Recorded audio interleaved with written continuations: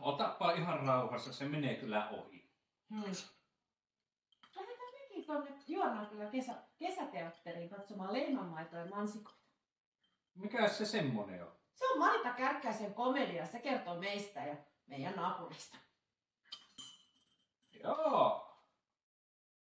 Onko se Juornaankylän kesäteatteri kaukana? No ei, se on ihan tässä Askolassa. Kesäkuussa esityspäivä. Niin, onhan se kyllä niin, että se hyvä kesäteatteri kuuluu ihmisen perusoikeuksiin. Todellakin. Niin, eiköhän me mennä? Kyllä. Hörpätään kahvit ja lähdetään. Tulkaahan tekin.